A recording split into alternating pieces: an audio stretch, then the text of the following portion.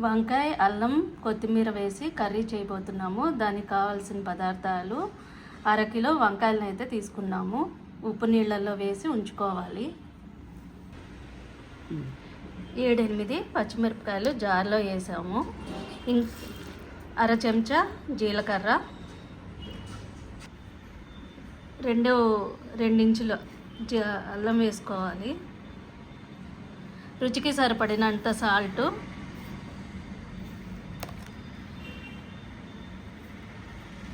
శుభ్రంగా కడిగినటువంటి ఒక కట్ట కొత్తిమీరని అయితే యాడ్ చేసుకున్నాము. 2 చెంచాల నూనె వేసి ఆవాలు, జీలకర్ర, మినపప్పు, శనగపప్పు, 2 ఎండుమిరపకాయలు వేసి పోపు పెట్టుకోవాలి.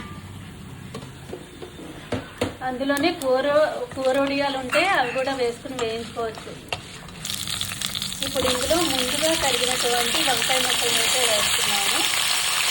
ముందుగా గ్రైండ్ చేసుకున్నటువంటి దాంట్లో కొంచెం సాల్ట్ అయితే యాడ్ చేసాం కాబట్టి లిటిల్ బిట్ సాల్ట్ని మళ్ళీ వంకాయ ముక్కలకు పట్టేలాగా వేసుకోవాలి. ఇందులో కొంచెం జీడిపప్పు కూడా వేసుకుంటే బాగుంటుంది. ఒక 5 నిమిషాలు హై ఫ్లేమ్లో ఉంచి లో ఫ్లేమ్లోకి మార్చాలి. ఒకసారి ముక్కల్ని అయితే కిందకి పైకి కలుపుకోవాలి. కుక్కర్లో 2 విజిల్స్ రానివ్వాలి.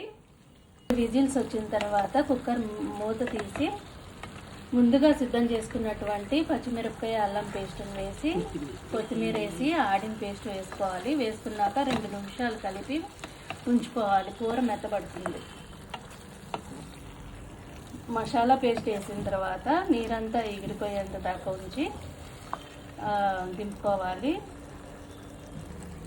ఇప్పుడు గుమ్మగుమ్మలాడే అల్లం, పచ్చిమిర్చి, కొత్తిమీర వేసిన కర్రీ అయితే రెడీ అయిపోయిందండి. కమ్మటి అరోమా స్మెల్ అయితే వస్తుంది.